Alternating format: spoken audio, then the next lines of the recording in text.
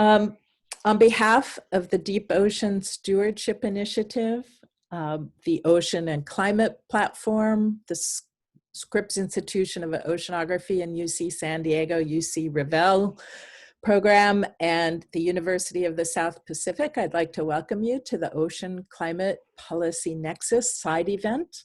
My name is Lisa Levin. I'm a professor at Scripps Institution of Oceanography and also affiliated with the Deep Ocean Stewardship Initiative. This event, as probably most of you know, is sandwiched between day 1 and day 2 of the UNFCCC Ocean Dialogue.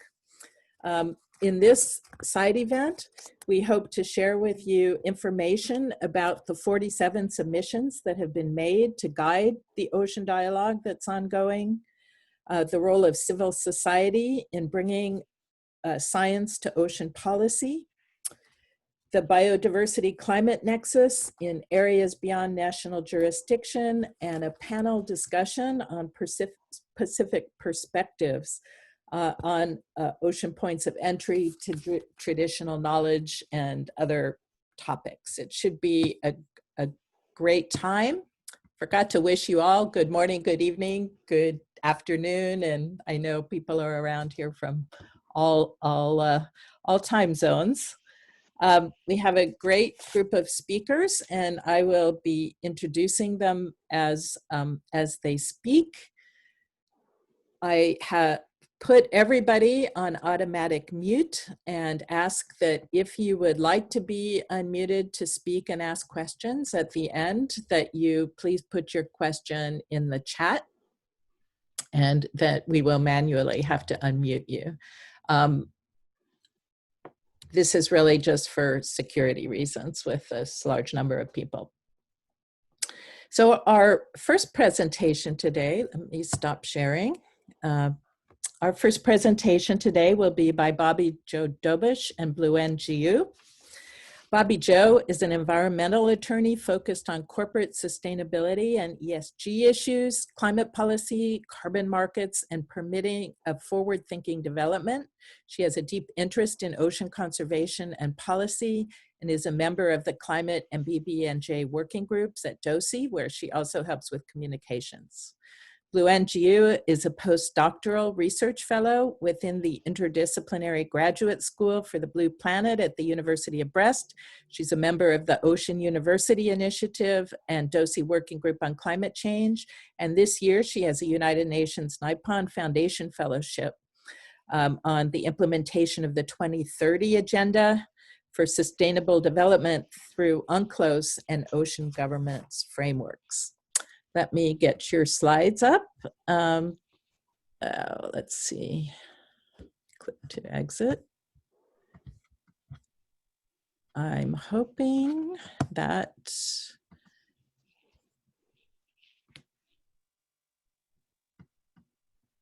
can you see your slide presentation, Bobby Jo, or not? I cannot. You cannot. All right. So I'm going to have to go into stop sharing and share a different. How about now? Now I can, yeah. And let me go in presentation mode. Okay, take it away. All right. Hi, my name's Bobby Jo Dobish. Thanks for having me. Following COP25 last year, a wide range of stakeholders submitted input in advance of this current ocean and climate change dialogue. Submissions were received from 16 states, 4 groups of states, 3 UN system entities, and 24 NGOs and IGOs. Members of DOSI's Climate Working Group produced a snapshot of submitters' action priorities and perspectives on the ocean climate nexus. Along with my collaborator, Blue NGU, I'm going to speak to you briefly about our team's findings. We have quantitative analysis for almost 20 key themes and more than 100 sub-themes. The details are beyond the scope of this talk, but our executive summary is out now and includes all the graphics shown here and more in full size. So there's no need to squint at the small graphics on our slides. All of us co-authors are happy to answer questions or to ensure that you receive the full text report or publication when it's available. Next slide. I'm going to touch on themes, omissions, and potential shifts in perspective reflected in these submissions. Then Blue N will discuss a perceived need for further institutional linkages. As discussed yesterday during day one of the dialogue, the submissions acknowledge that ocean, climate, biodiversity are truly linked and urge that recognition of that connection and link is going to strengthen the UNFCCC process. Submissions reflect a broad call for coherence and efficiency in the types of solutions supported by the dialogue, including ecosystem protection, capacity building, and finance-based solutions. Submitters express support for ecosystem-wide or nature-based solutions, as well as for more and better connected scientific observation, monitoring, and research, especially that which focuses on understudied areas or supports the goals of developing nations. All of these needs are, of course, tied to financing. And there's much mention of both innovative financing and conversely, the need to mainstream or normalize sustainable finance. Proposals for innovative finance include next generation debt for nature swaps and sovereign blue bonds, while proposals for mainstreaming of sustainable finance include standardization of carbon pricing, impact finance, blended finance, and other ways to de-risk investments. We look forward to potential discussion of these issues during day 2 of the dialogue later today. Next slide.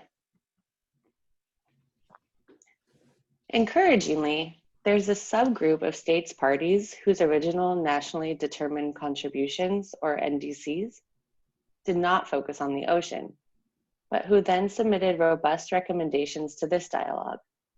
We believe this is a positive change and reflects, in part, the success of recent processes and events like this dialogue, as well as tireless work done to raise the profile of the ocean in the international climate conversation by scientific, legal, and policy experts, including many listeners, I'm sure. So we thank you. Regarding omissions, well, we were pleased to see many submitters reference IPC assessments, especially the special report on the ocean. There is little mention of the World Ocean Assessment comparatively, which was designed specifically as a tool for policymakers.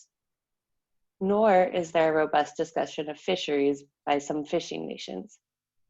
There's only limited discussion of the deep and high seas, the areas beyond national jurisdiction, despite their vast importance to climate, as Lisa will discuss shortly.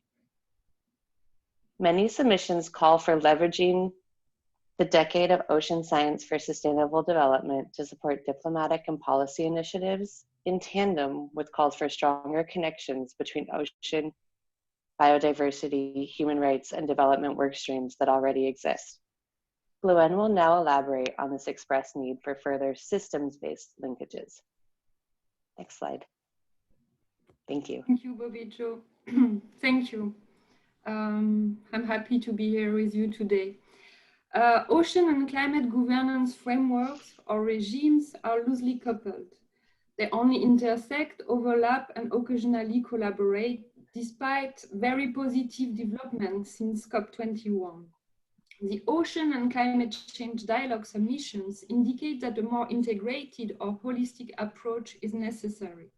About 30% of submissions refer to the ocean climate or ocean climate biodiversity nexus, or to the need to build more coordination and cooperation between the UNFCCC. Both normative and institutional interactions imply a certain level of knowledge of complex ocean, climate, and biodiversity interactions. However, as reflected in the submissions, this level of knowledge is variable, sometimes to the detriment of underrepresented topics or issues such as ecosystem or possible socio-ecological problem shifting that are just as important to consider when addressing ocean and climate action in a synergistic manner. Next slide, please. Fostering normative and institutional interaction within and beyond the climate regime is a salient theme of the submissions. From a normative standpoint, amongst several examples, as you can see on the bar graph on the left, nationally determined contributions or the Convention on Biological Diversity in more than 50% emissions, regardless of the type of actors. From an institutional standpoint, as shown on the bar graph on the right, various processes and work streams are mentioned, such as the UNFCCC adaptation and resilient work stream or the UN Decade of Ocean Science for Sustainable Development. However, similarly to science interactions mentioned before, some submissions show a lower level of knowledge, identifying relevant existing norms, institutions, and means of inter-treaty cooperation to further the ocean climate biodiversity nexus. Next slide, please. To conclude, some take-at-sea messages that you can also find in our executive summary and appendices we are happy to circulate. The Ocean and Climate Change Dialogue should provide guidance on legal and institutional questions relevant for dealing with ocean and climate-related issues within and beyond the UNFCCC. The dialogue should also highlight interdisciplinary and multi-region scientific assessments. Finally, we hope that this dialogue will lead to a regular dialogue through, for example, separate ocean-related UNFCCC agenda item at COP26 next year in Glasgow, or more informal meetings fostering inclusiveness and participation. Thank you, or I must say, fair winds and following seas. We stay at your disposal to answer any questions. Okay, thank you, Blue Ann and Bobby Joe. We are going to defer all the questions until after the speakers and panelists have had a chance to talk, but feel free to begin putting these in the chat if you have any, and we will moderate them. Our next speaker is Laurelie Picourt. She is Secretary General of the Ocean and Climate Platform. She is also the co-focal on ocean under the Marrakesh Partnership and co-chair of the Ocean Expert Group of the Nairobi Work Program on Adaptation. And we're very fortunate to have her. She's not going to be showing slides, so I hope Laurelie, that you will show up in the center of the screen for everybody when you speak. Please go ahead. Great. Thank you very much, Lisa, for this kind introduction, and thank you to the previous speakers for a very comprehensive analysis of the submissions. Indeed, I do not have any slides because I don't have beautiful graphs to show, so hopefully just me speaking will be enough. And many of you have actually asked to see my picture from Madagascar again, so it's back on. So good morning, good afternoon, good evening to everybody watching us online. I'm really happy to be here. These are two very important days, those Ocean and Climate Dialogue days. So today I will be speaking mostly about the Ocean and Climate Policy Nexus from a civil society perspective. As Lisa said, I'm Laurelie Picourt, the Secretary General of the Ocean and Climate Platform. I know many of you online know us, but just a quick reminder, we're a coalition of 90 international members from civil society in its broad spectrum, from scientific institutes to NGOs and private entities as well. And we're committed since 2015 at COP21 to advocating for a healthy ocean and a protected climate. So now, as you know, obviously the clock is ticking, and it's absolutely essential that all actors from civil society continue to join forces to send governments a resounding signal that NGOs, scientific institutes, businesses, cities, regions, basically everybody is very much united in shifting to a decarbonized economy. And you have heard it, but we can't say it enough. The very best thing that we can do for our ocean is to drastically reduce our greenhouse gas emissions, and to do it now. But of course, in this broader global discussion, we must not forget that the ocean is at the crossroads of all challenges facing humanity today. Of course, climate change, but also biodiversity loss, the energy transition, food security, and we can't stress it enough, our health. And the ocean is really one of the keys to the sustainable future that we must build, and that we must build together. So now, obviously, I wanted to recall some of the significant progress that has been made on the ocean and climate front in the last 5 years. And civil society, everyone here can actually be very proud of this. Since COP21 and the inclusion of the ocean in the preamble of the Paris Agreement, we have had several milestones. And you all know that 5 years in the UN lifespan is quite fast, actually. First and foremost, obviously, we've heard about it, but the IPCC special report on ocean and the cryosphere was a game changer for the ocean, for the recognition of the role of the ocean in the climate system.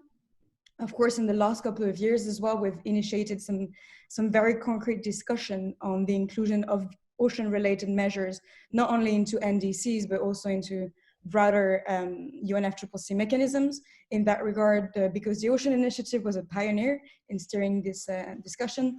And finally, last year, as you all know, we finally had a Blue COP with over 100 ocean and climate events. It was absolutely incredible. And that's also where the ocean made its grand entrance in a COP decision. That's why we're here today, to discuss about this famous ocean climate dialogue held under the SEPSTA. And so everything that I've just mentioned in the last 5 years is already a tremendous accomplishment. And a very important consideration in that regard is that every step of the way, civil society has played a crucial role in not only shaping these outcomes, but also supporting parties in scaling up their action and their ambition. So when you look at the program of the Ocean and Climate Dialogue, more than half of the panelists are from civil society. That is an incredibly positive outcome of the last few years. And there's a growing momentum for ocean issues, and that's true on all fronts. And more importantly, especially in the context of this discussion today, there's a growing dialogue between decision makers and scientists. And already yesterday, during the first day of the dialogue, a recurring point from parties was to really place sound science at the heart of the ocean climate discussion going forward. So as mentioned by Bobijo and Bleuen just before, among of the 47 submissions, which is already quite good, more than what we expected actually, nearly half were submitted by admitted or non-admitted NGOs, organizations, sorry, from civil society. So now that we're halfway through the dialogue, we can already say that there is momentum, there's an encouraging turnout despite the odd hours for certain time zones. But most importantly, there's a strong willingness from parties to strengthen action on the ocean climate nexus in the coming years, and with very concrete outcomes to be expected and a clear roadmap to be defined. So moving on to the second part of this intervention, I wanted to focus on a couple of concrete initiatives under the UNFCCC framework to showcase the existing opportunities to scale up action on the ocean in the climate forum.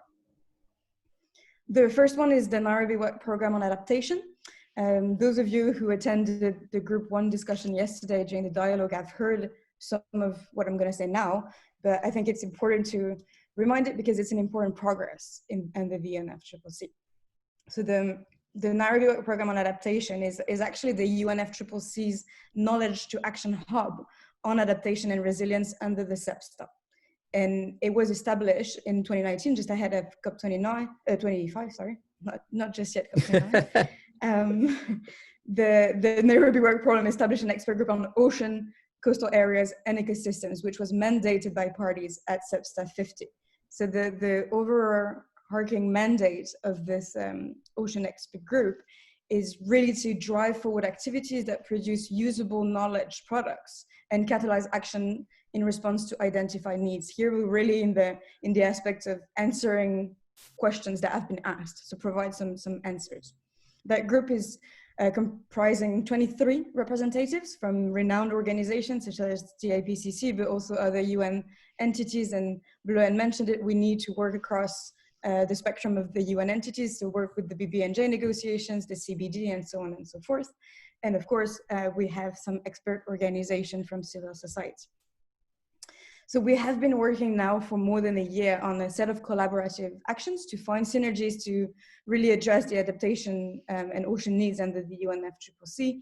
And as mentioned yesterday, we really hope to be able to expand our work and to continue to link the existing initiatives and to promote coherence within those different initiatives. as well as, you know, effective party engagement to truly build resilience of the ocean and its ecosystem. Our hope, let's say, is to provide a space for exchange of information, challenges, and best practices on ocean and coastal adaptation.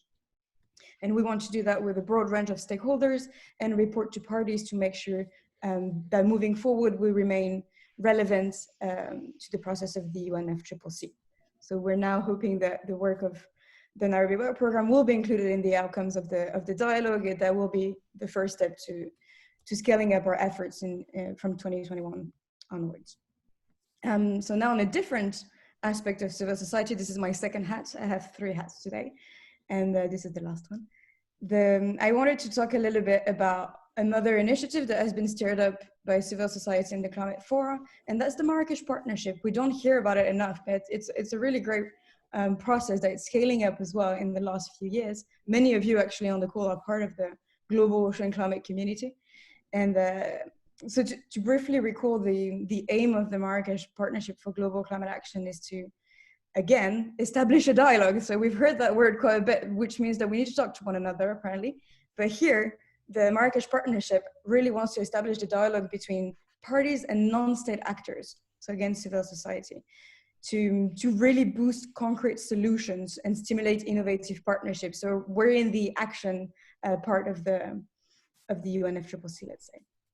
So as you may know, the ocean coastal zones, it's actually been one of the priority theme under the GCA since its creation in Marrakesh at COP22. So from 2016, it was the Global Ocean Forum with the Future Ocean Alliance and IOC UNESCO who displayed incredible leadership to shape this ocean and climate community. And here, of course, I want to take a second to pay my respect to our LA colleague, Biliane Sinsane, who passed away recently, who was incredible leader and a mentor in my regards. And so, yeah, she really, you know, paved the way for ocean action under the UNFCCC. So it's our duty now to shape up and continue the legacy. And I'm happy that the entire ocean community that she built with colleagues, of course, is very keen to do so.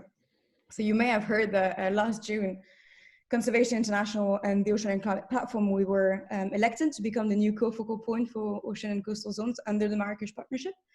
And we've been working tirelessly, obviously, to define some of the priorities towards COP26 in Glasgow.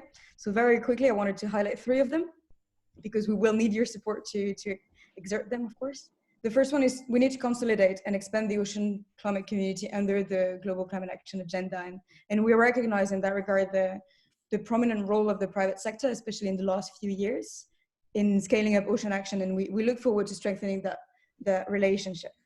Secondly, we need to define key messages that are not only aligned with the work of the UNFCCC, but that can be jointly carried by the whole ocean and climate community. Our voice is definitely stronger together. And going forward, there will be a need to build on that already significant community. And that also includes continued high-level support. And we've heard it with the Ocean Panel, because the Ocean Initiative, there is strong leadership from countries within the UNFCCC to push the ocean and climate nexus. And finally, what we also want to bring forward is to collectively define what is it that we want from having the ocean under the UNFCCC. We've heard that we've made significant progress where we have the dialogue now, but in the short, medium, and long term, what do we expect? What's our next Christmas list, let's say? So we'll need to work on that together. And of course, the Ocean and Climate Dialogue will be yet another milestone in that regard. And building on its conclusion, we will need to reflect on the next step. And finally, we have actually initiated this work in the last few months, and just a few weeks ago, you may have heard that together with the World Economic Forum and the Friends of Ocean Action, we co-organized the Ocean and Coastal Day of the Race to Zero Dialogues that was convened by the high-level champions. And I believe I saw in the participants list my colleague Elena, who did an amazing job at putting this together. So big round of applause for her. But also what's really exciting about the Race to Zero Dialogue on ocean is that it was the most viewed event throughout all the days. So of course, the ocean is a very attractive topic. It's mysterious, it's beautiful. But here we we need to capitalize on that momentum and realize that we need to link all our ongoing efforts to push the ocean climate nexus to ensure concrete actions towards COP26 and beyond. So on that note, I will just conclude by actually quoting climate champion Gonzalo Munoz, who said that a race to zero emission is a race for hope. And I genuinely believe that that's especially echoes within the ocean and climate community here, because the ocean is not just a victim of climate change, it's a source of solutions to tackle the greatest challenges of our time. So I look forward to working with you all on this. Thank you. Thank you very much, Marilee, for Laura-Lee, saying Marilee, Laura-Lee, for your really inspiring words and your optimism, and for all that you and the Ocean and Climate Platform do for the ocean. I think, you know, there is so much to be optimistic about, and I think we're in a really great place right now. So I'm the next speaker. Let me share my screen. Let's see. And Bobby Joe, I might need you to mute. We'll see. All right. Could somebody just tell me if my screen is showing? It is. Yep. Great. Thank you, Rob. So I'm going to talk now for a few minutes about the ocean biodiversity interactions in areas beyond national jurisdiction. These areas are 60% of the ocean. I don't know how many of you have seen this Billhouse projection of the ocean shown here on the right. It shows with Antarctica at the center, it shows very clearly that we have one interconnected ocean. And all the areas you see in blue are areas beyond national jurisdiction. These comprise more than 60% of our ocean. We don't always hear very much about these areas. Much of this is the deep ocean, but I want to give a big thank you to Hans Portner for yesterday in the Ocean Dialogue actually calling out the deep ocean and its place in the SROC report. We know, and we've been hearing, especially with all the presentations yesterday, that the carbon dioxide emissions that are warming our planet are also affecting the ocean. And this is because the ocean is functioning as the planet's greatest climate mitigator. We've heard that it takes up the majority of the excess heat in the atmosphere, over 93%. And this is leading to a warmer ocean. It's also leading to increased stratification, layering of the ocean, and reduced gas solubility, this warming is, leading to oxygen loss in the ocean. And I was happy to hear ocean deoxygenation called out in a number of yesterday's Ocean Dialogue presentations. This stratification also reduces the inputs of nutrients that fuel our phytoplankton productivity, and this is leading to also reduced decline of food supply into the deep waters. The ocean additionally has been taking up over a quarter of the excess carbon dioxide in the atmosphere, and we've been hearing about ocean acidification. All of this is happening at the ocean surface, at the interface between the air and the water, but it doesn't stay there. Thermohaline circulation transports surface water to great depths fairly rapidly, and this means that the deep ocean, which is in fact the majority of the ocean, is changing as a result of climate change. And this has a number of consequences for deep sea life. It's redistributing species, it's altering migration patterns. The expansion of low oxygen zones is compressing habitats and causing biodiversity loss. There is release of methane from the sea floor, and ocean acidification is causing dissolution of deep water and shallow water corals, and especially the non-living parts of coral reefs. As I mentioned, much of the ocean is the high seas and the deep ocean in areas beyond national jurisdiction. And these really have something of a governance gap, and that is because the UNFCCC applies to states, and the areas of the ocean within the jurisdiction of states, their exclusive economic zones. And I would like to spend a few minutes talking about why states may wish to consider their activities in areas beyond national jurisdiction in the context of climate mitigation and adaptation. There's tremendous potential for areas beyond national jurisdiction to contribute to global climate mitigation. Marine protected areas in this international ocean, for example, can act to protect carbon flux and carbon sequestration services. There's a tremendous amount of greenhouse gas emission reduction that can happen via industry through shipping, tourism, fishing, even scientific activities, seabed mining, all can consider this. There are opportunities for offshore renewable energy in international waters, solar and wind. And there is the growing potential that geoengineering approaches may be applied in areas beyond national jurisdiction as well. In addition, there's a tremendous potential for adaptation to climate change in areas beyond national jurisdiction. Again, marine protected areas can offer climate resilience and climate refugia. Ocean observing, scientific research, and the accessibility of data can all be a form of adaptation. There is much room for incorporating climate in strategic environmental assessments and environmental impact assessments that would take place for activities in international waters. We can employ climate smart fishing effort and practice in these waters. There is room for early warning and safety hazard activities, incorporating climate into different aspects of the blue economy, considering traditional uses on the high sea, and cross-sectoral ecosystem-based management. All of these can take the form of adaptation to climate change.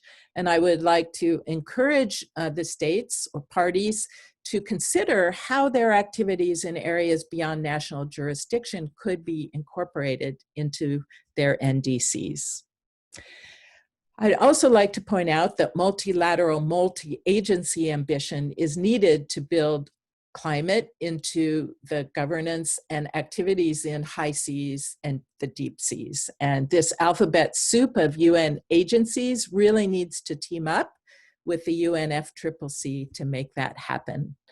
I would suggest that an important vehicle is our actions towards the Sustainable Development Goals, particularly goals 13 and 14, but really many other goals are affected, and that this can be done through the United Nations Decade of Ocean Science for Sustainable Development. And I'd just like to point out that there are 2 deep ocean networks submitting to the Ocean Decade with programs that can contribute to climate mitigation and adaptation in areas beyond national jurisdiction, one by the Deep Ocean Stewardship Initiative and another by the Deep Ocean Observing Strategy.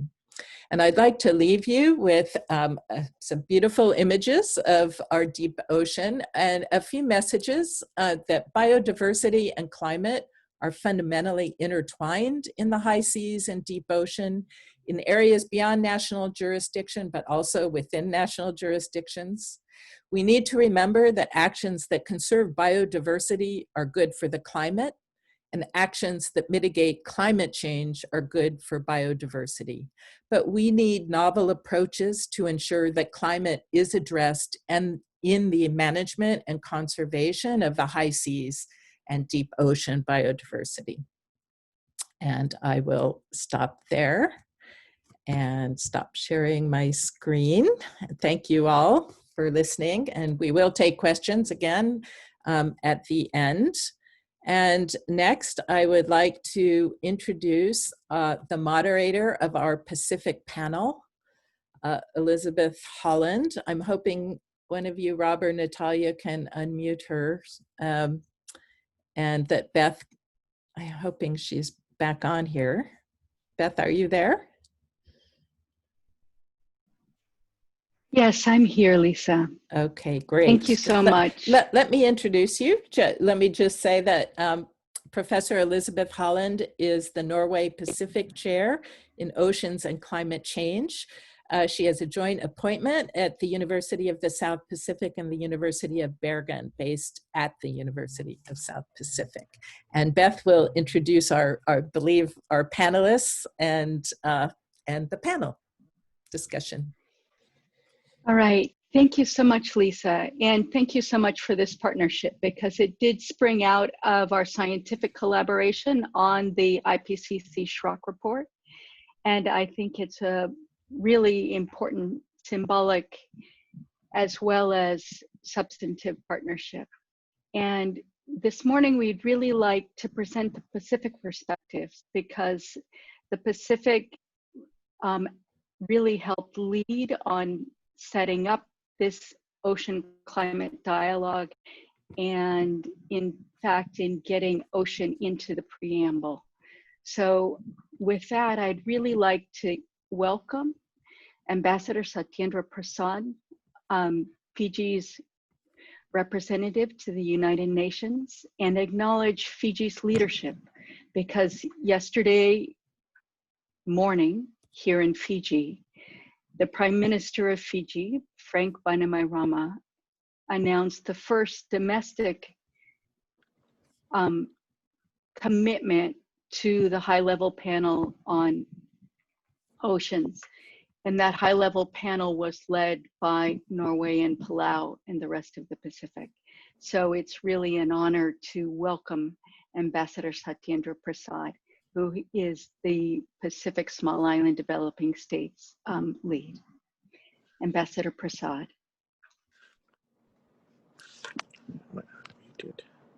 Hi, good evening to you all, and good morning from the General Assembly of the UN. I'm sitting alone in a very empty building while there's a meeting on COVID in the main General Assembly. But it's so nice listening to first the presentations, and for you giving me a few moments, Professor Elizabeth. And always a pleasure to see you, and congratulations on the event in Fiji and for the launch of the Oceans panel. I'll make a few remarks because I feel we are talking to a community of the converted, that this is a largely oceans community. But let me say a few things diplomatically and a few things undiplomatically. First is that there is no zero without a healthy ocean, and vice versa. That is so fundamentally true. We are at war with the planet, and we shall lose. We shall lose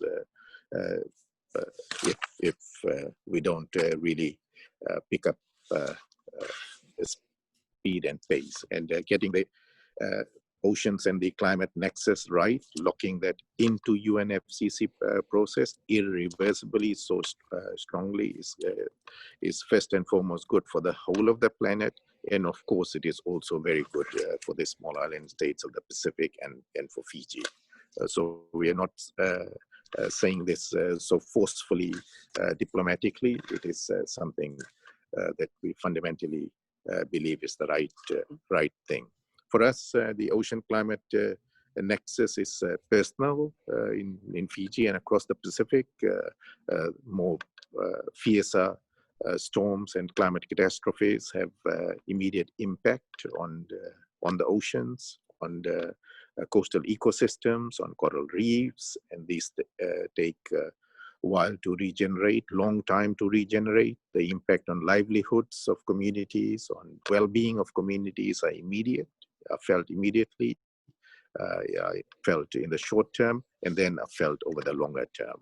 But transposed on top of the overall warming of the oceans and acidification, etc., the recovery is always longer, more painful, and more harmful to the communities who have for centuries dependent on the oceans for their livelihood. Second is that in asserting the case for stronger climate and oceans nexus at the heart of UNFCCC, we think that it must have a very strong scientific foundation, and I see many of researchers, etc., that for us, we'll also say that science is broadly defined across the Pacific. We have good science. Our science can be better. We also have traditional science and traditional knowledge systems, and these are equally important, and that should very much be part of the way in which we think about it, about this.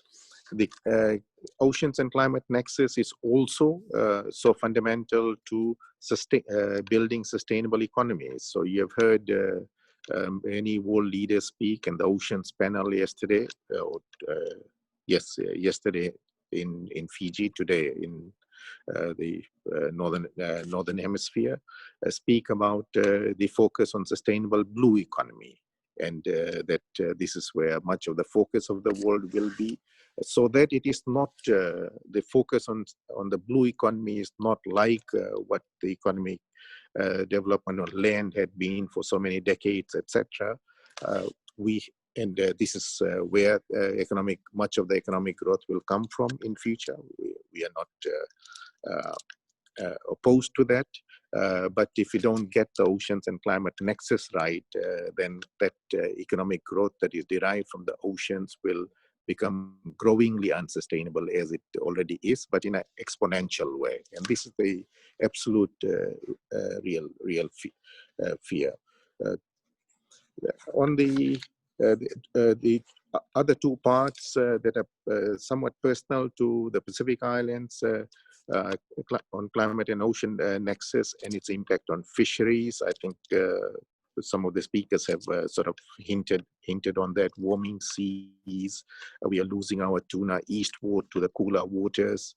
So that's the sort of broad impact across all of the North and South Pacific, from Papua New Guinea on to Samoa and Northern Pacific, Nauru, etc. So this is fish migrating eastwards in search of waters that they are familiar with.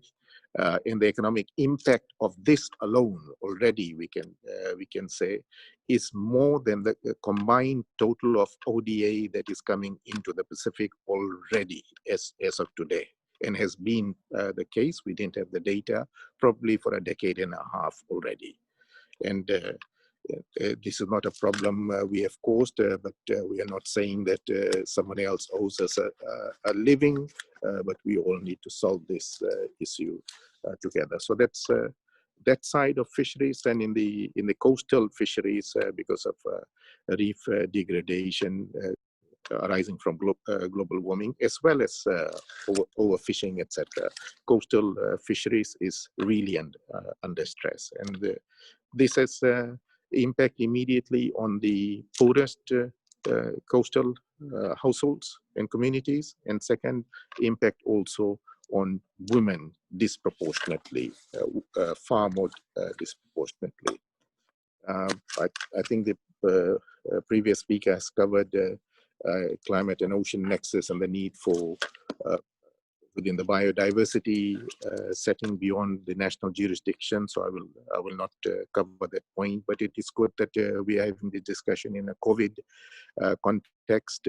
We know that quite a few of the therapeutics for COVID are ocean derived, and so we know the great potential for biodiversity and future of human health, and we do not know and fully understand the level of impact that warming oceans will have on our future health of humanity from that side of it. So that is yet another very strong reason to have a much affirmative. Then I'll finish on this note that I think in COP26 we need to be very ready for this community. Thank you so much for the energy and excitement you bring to the oceans world. My one plea is that we need to be spending as much time speaking to countries and communities that do not believe in this, that do not believe in this science. And this is where the energy needs to be. At COP26, we must have fully and broadly and expensively nail the oceans climate nexus. Fiji, it is not for me to say, it will be my Prime Minister will will probably be saying something like this: if we do not nail this, we should declare it a failure well in advance, and we should not. We have to really raise the game. This is the start of the last decade of the SDG 2030. It is the start of the ocean science, and enough of the science. We can never say enough of the science has been done, but enough is known about how fundamental oceans is to our climate ambition. So I thank you very much for allowing me to make a few remarks, and wish you really well. And thank you very much again, Professor Holland.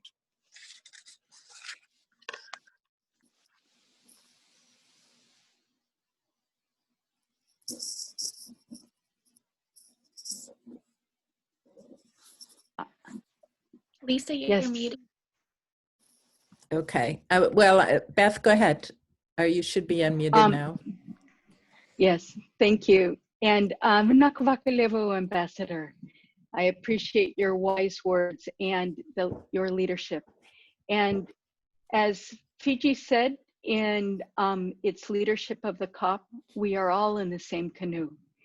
And this is well represented by Clement Yao Mulalap's leadership, because together in the Pacific, we have worked very hard to put Indigenous and local knowledge at the center, and traditional knowledge at the center of the discussions here at the Ocean Climate Nexus.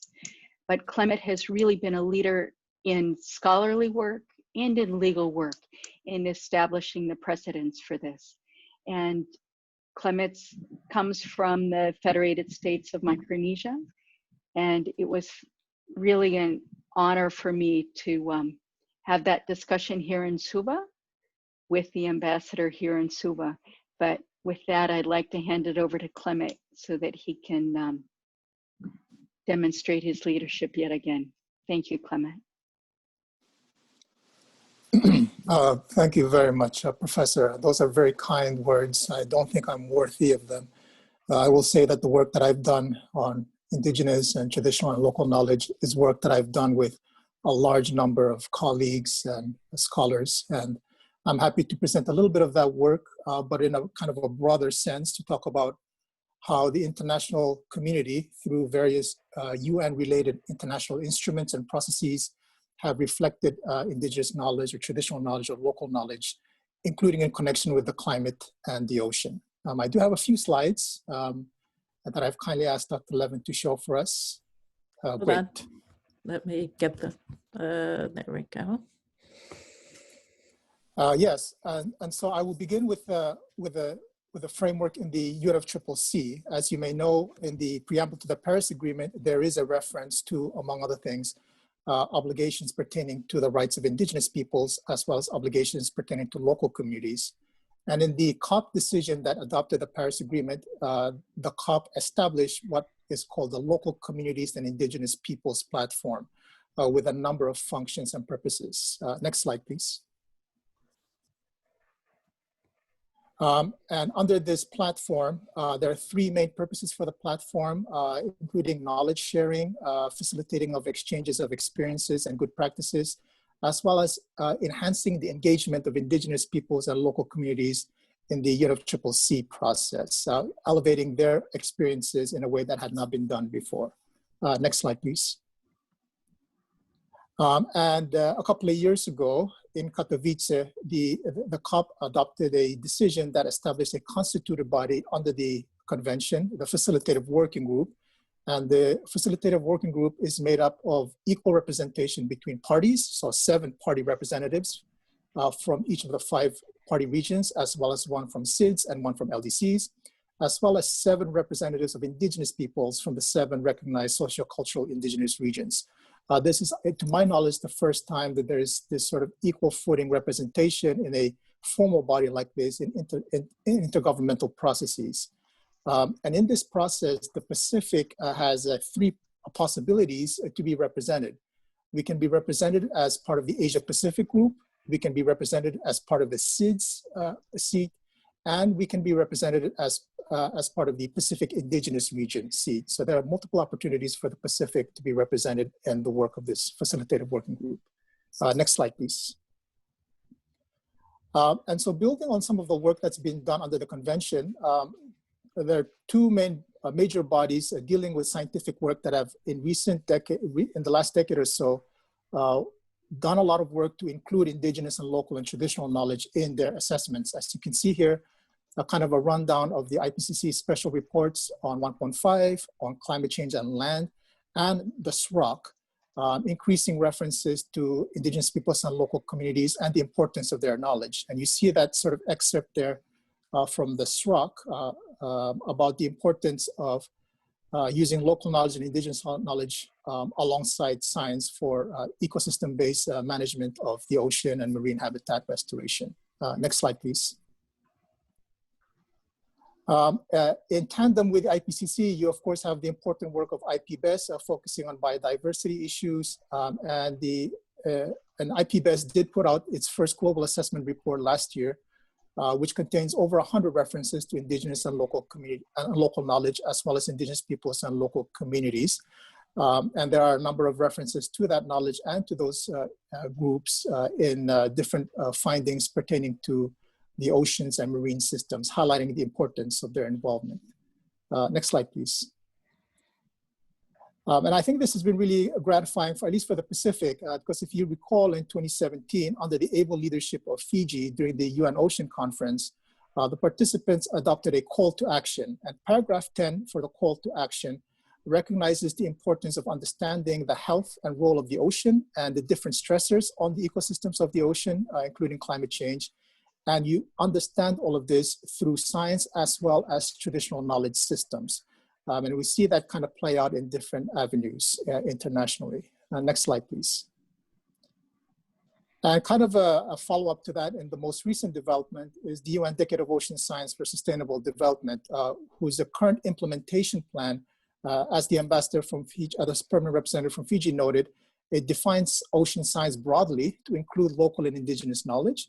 It highlights the importance of indigenous and local knowledge holders as essential partners for the decade, and requires accommodations of different forms of knowledge of science as well as indigenous and local knowledge for the betterment of the ocean. And last slide, please. And so in light of all of that, I think it's really heartening to note that in the submissions to the Ocean Dialogue, there are quite a few references in the submissions to indigenous knowledge or traditional knowledge or local knowledge, as well as the rights of indigenous peoples. And you see sort of a breakdown there that Dosi has very kindly helped me put together. About a third of the submissions by parties reference indigenous, traditional, and local knowledge. And there are quite a few references to the rights of indigenous peoples, including in submissions by parties, including my own country, as well as New Zealand and AOSIS. So we see this a groundswell of support and recognition for indigenous knowledge, traditional knowledge, and local knowledge in the important work that's being done on climate change and the ocean. And I'm very happy that the Pacific is playing a key role in that. Thank you very much.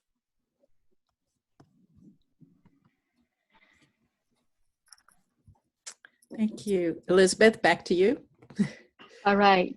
Thank you, Clement. And thank you as well, Ambassador Prasad. I'm always impressed and honored to be part of the Pacific delegation and to be facilitating this panel. And at this point, I think we'd like to open the floor for questions for the panel and questions for anyone who's gone before. I think we're beginning to run up against time limits. Do we have an hour, Lisa? We actually have up to an hour and a half, so we can. And the goal was to have some dialogue with those of you who are out there watching. Let me just take this opportunity to thank all of the speakers, and including our panelists and Clement and Ambassador Prasad. I mean, honestly, these perspectives are so important, and something that, and the things you've mentioned are not recognized necessarily by, as the ambassador said, by all the countries, or thought of by even countries that care about the ocean necessarily. So I'm really very happy to have had that opportunity for you to present today. Okay, so Beth, you can moderate the discussion with the chat, or Natalia has also offered to monitor the chat. But first, let's just take questions for the panelists on Pacific perspectives, if we have any. All right.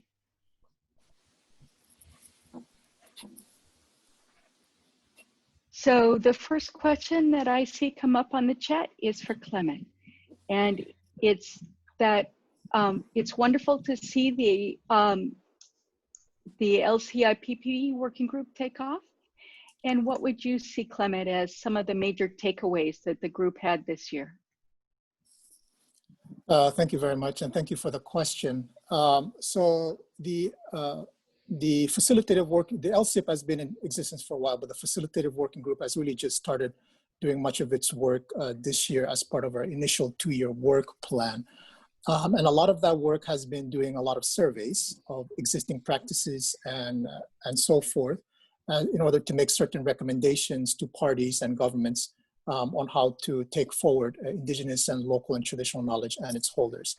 But I think a couple of the major takeaways we've seen so far this year is the importance of having safeguards and protocols in place in order to properly and culturally appropriately interact with holders of relevant Indigenous, traditional, and local knowledge. This is very important for holders of that knowledge, that these sort of interactions are done in the appropriate ways. I think that's a major takeaway we've seen so far. And I think another aspect of the work that we're doing this year is trying to kind of disseminate or mainstream Indigenous and traditional and local knowledge, not just within UN, not just within bodies under the convention, but also outside the convention, making all these important linkages between different processes, which we are allowed to do as a body in accordance with the relevant COP decision. So that's a pretty exciting work that we're doing, and hopefully it'll continue. Fantastic. And that question was posed by Erica Ferrer, and I'm sorry that I didn't acknowledge that earlier. But there's a question from Revelle concerning support for the BBNJ treaty. And let me see if I can find it quickly. So from Marielle von Lindenfels, the importance of a unified voice has been noted today, and I hope that all the ocean groups and other stakeholders would support the drive to protect the high seas through a robust UN treaty now in negotiation. Would the panel agree that this is a critical step states should take towards climate mitigation against biodiversity and in pursuit of ocean protection?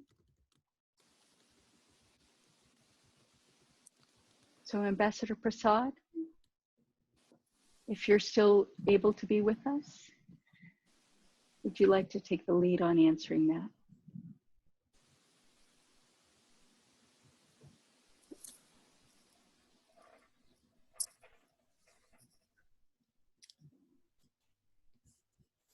He may not be here. Do we know? I'm having trouble seeing it at my end. But if not, Clement, would you like to address that? Sure, I'll be happy to. And as you may know, Fiji, under the leadership of Ambassador Prasad, is the chair of the Pacific SIDS here in New York at the UN. And Fiji has been very active in leading the Pacific SIDS in our interactions and involvement in the BBNJ negotiations. So perhaps I'll be speaking a little bit on behalf of Ambassador Prasad on this. But it's very important for us as Pacific SIDS to have all stakeholders involved in the negotiations for the BBNJ instrument and in the implementation of the BBNJ instrument, and to see them reflected in the text of the BBNJ instrument to the extent possible, including academia, the scientific community, Indigenous peoples and local communities, and other stakeholders that are key to having a robust and successful implementation of the BBNJ instrument. And so throughout the negotiations, we've made a whole bunch of proposals to the text of the draft to reflect all of these points. And we've gotten really good support from most other delegations in the negotiations. But it's always good to have these stakeholders participate or interact with or advocate to the actual negotiators to the extent possible. So keep making noise and we'll keep listening. Excellent. And thank you for the PCID's leadership yet again, and for your personal leadership. So for Clement, has there been any discussion, this is from Lisa, has there been any discussion of climate, storm surge, flooding, and sea level rise impacts on cultural heritage and archaeological coastal sites and artifacts on island nations in particular? So nothing in the BBNJ, if you're talking about BBNJ negotiations, then these particular elements have not really come up explicitly. I will say though that we've discussed in the BBNJ negotiations the sort of criteria for area-based management tools, for example, as well as certain requirements for environmental impact assessments. And there are cultural considerations that we've been stressing that need to be reflected in these different criteria and mechanisms for area-based management tools. And you're thinking about within EEZ, but under the BBNJ instrument, or just in general? No, yes. No, yes. I've at least for my government, the Federated States of Micronesia, we have quite a few sites of cultural importance in our waters, not just including from the Second World War, to be honest, but also locations that are tied to traditional navigation and so forth, as well as different locations that are that have cultural value for our traditional political leadership system. And we also have Nan Madol, which is in our capital, which is a World Heritage Site, but it's right on the coastline. And so it's a World Heritage. I don't think we've qualified it as a World Heritage Site in danger, or maybe we have, I'm not entirely sure, but it, in my view, it qualifies as a World Heritage Site in danger. And it's at a significant risk of sea level rise. And we also have a lot of coastal sites for meeting houses and so forth that are of significant cultural value that are directly impacted by storm surges and sea level rise. And so we've used those examples to push for certain things in different intergovernmental fora, including legal consequences for those impacts. Stay tuned to see how that works. Oh, fantastic. And thank you, Clement. It's always such an honor for me to be part of the Pacific delegation voices because there's so much depth and breadth of thought and perspective that goes in, and I appreciate your leadership and that of Ambassador Prasad and all of the Pacific delegation. It's just such an important group of people, and we appreciate your leadership. But at this point, I'd like to open the questions up to a little bit more broadly. So if those who have the mute and unmute button can be ready for this. From Jackie Appel, we have the question of, how much does the incoming Biden administration know about the ocean planet nexus and urgency of decarbonization to preserve it for future generations? I know that there is a lot going on with climate change and that they are working with scientists and representatives from Arizona, especially to work on preserving large areas of the ocean, the 30% by 2030 initiative. But I am wondering how much the new administration knows about the science of ocean and the extent to which it is currently being affected by acidification and CO2, and what it takes to reverse these trends, and what kinds of restoration efforts and technologies can be employed to make the most difference.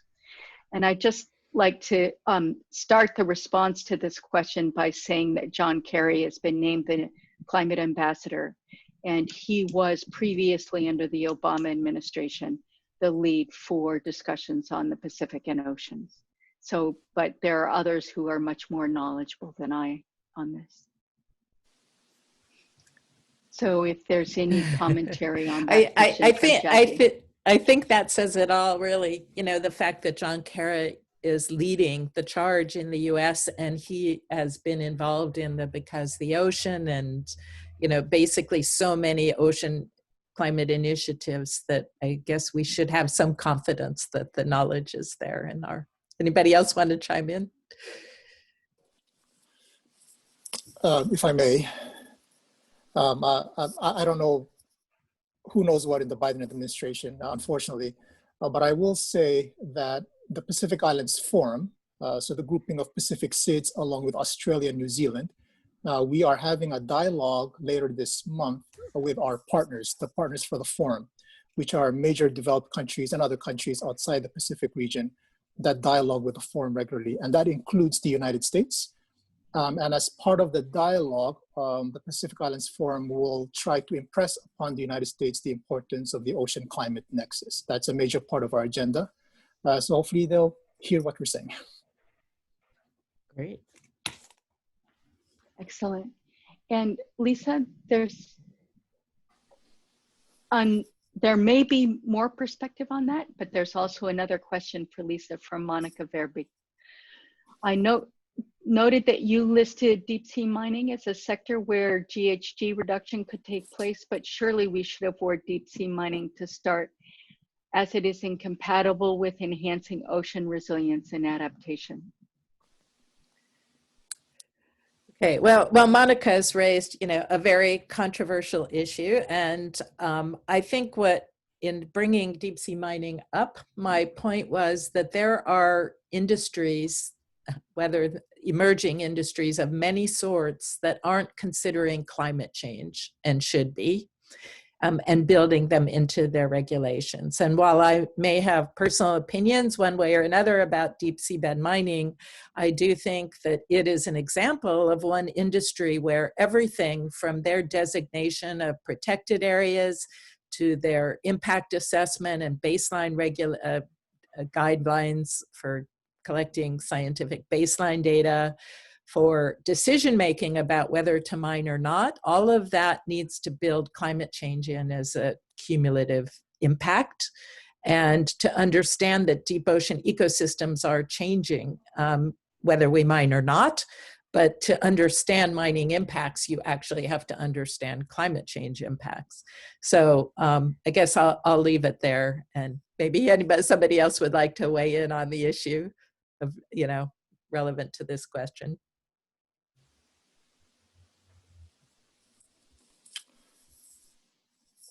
Sorry, if I may also contribute a little bit.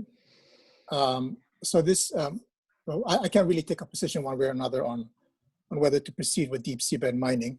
But I will say that in some of the recent REMP workshops, so workshops for regional environmental management plans, focusing on deep seabed mining activities in the area, in the high seas area, seabed of the high seas, there's been quite a bit of discussion about climate change considerations.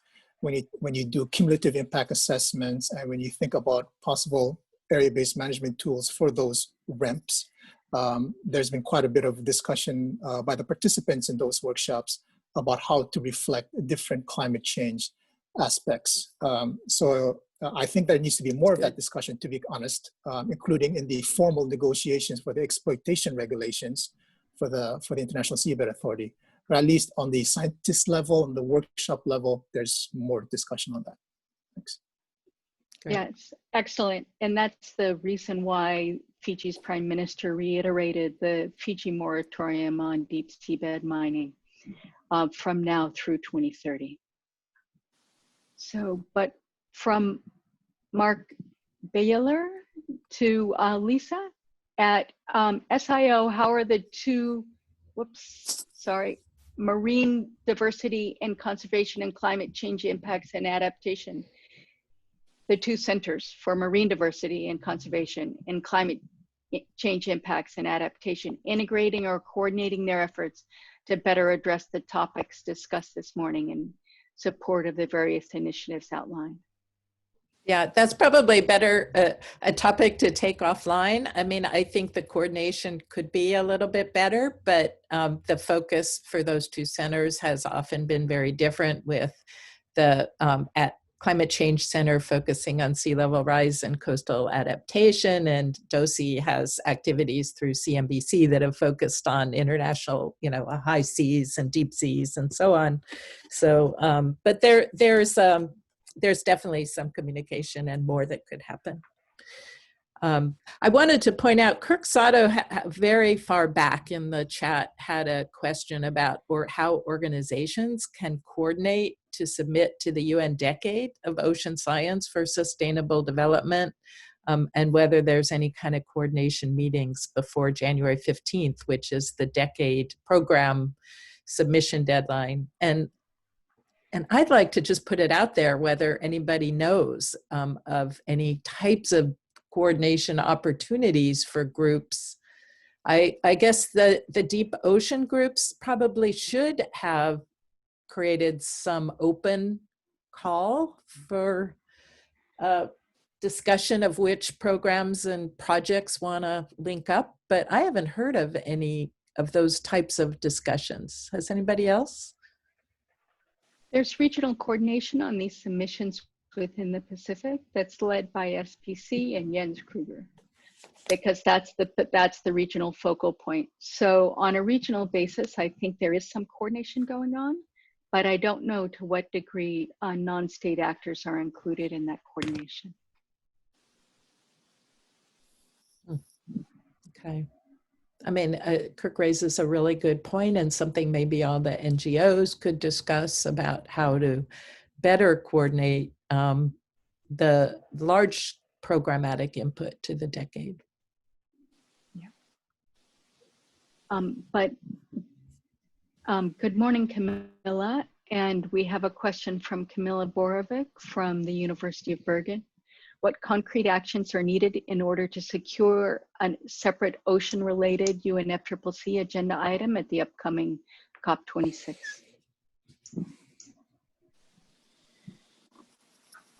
Luann or Clement or Lauralee? Or Lauralee, yeah.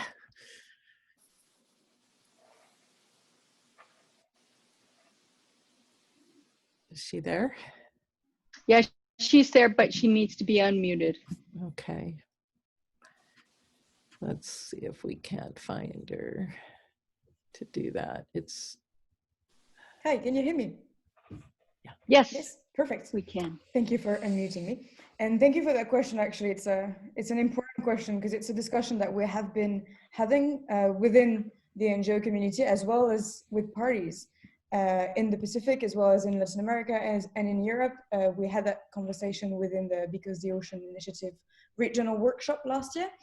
And it's a very important question. And my first answer will be that you won't secure an agenda item by COP26. Because if you take the example of having an agenda item on gender equality or on forest, it took between 7 and 10 years. So there's nothing that is going to make it happen in the next few months. But I think that the better question is whether an agenda item, a separate agenda item on the ocean is the way forward. And that's the conversation that we have been having with the parties as well. It's not my place to answer it, it's the parties' place, obviously. But a very real issue is that having another agenda item will increase the length of the negotiations and will probably delay concrete action. So what we have been doing with a number of actors here is to try to identify the already existing entry points to boost action on the ocean and climate nexus. And I mentioned the Nairobi Work Program on Adaptation earlier, as well as having NDCs on ocean-related measures. But here again, when we talk about ocean NDCs, as you know, what will be evaluated is the mitigation activities. So whatever we can quantify in terms of CO2 emissions. So that is critical. But of course, you can also include more adaptation-related measures, such as marine protected areas, and we've heard it a lot in the discussions over the dialogue. But so is it better to push what already exists and capitalize on, for instance, the conclusions of the IPCC report and the conclusions of the upcoming dialogue to identify different work streams under the UNFCCC to ensure that action is concrete and that we get results in the short term? or do we want to push for an agenda item that might be outside the scope of the negotiations now that we have almost finished the negotiations on the Paris rulebook? So there's an administrative component also that can be very reducing to the impact of our actions. So maybe someone else wants to complement, but that will be my point. Thank you, Laura Lee. I think getting the agenda item certainly began with at least the Fiji COP, and that was COP 23. So we've been at this for a few years. So maybe we'll get it in under the 7 years you recommend. Or you not recommended, but suggested. And I think on that note, and on Laura Lee's answer, we have a great question from Rebecca Hubbard, who says, hi, I noticed the mitigation activities include MPAs, but not sustainable fisheries. The role of fish in the biological pump and the carbon sink are increasingly known, and ending overfishing and fishery subsidies that exacerbate overfishing offer a clear opportunity to mitigate climate change through less CO2 emissions and increased carbon uptake. Are people looking into quantifying this contribution and getting it acknowledged as an NDC? And for this, I think I should refer to Natalia. Thank you, Beth, and thank you for the question, Rebecca. Yeah, so we did see that come up in a few of the submissions that were more focused on fisheries matters. And we also have seen fisheries be mentioned within the mitigation section of certain NDCs from countries. So I certainly think that it's an important point, and it's a point that is being acknowledged and taken up by both certain parties as well as civil societies, recognizing the importance of including more sustainable fisheries practices as a contribution for mitigation. However, I think there is still a ways to go, and I think that there are more opportunities to bring the managers and the organizations that are working on both food security, fisheries, and aquaculture to the table to really make sure that climate change is centrally addressed within those practices, and that there are opportunities to actually look at how much mitigation can be accommodated through those sectors. So I think that it's both an area that we are moving towards, but also an area that I would like to see a lot more work in the future as well. But thank you for the question. Can I just jump in on that one very briefly?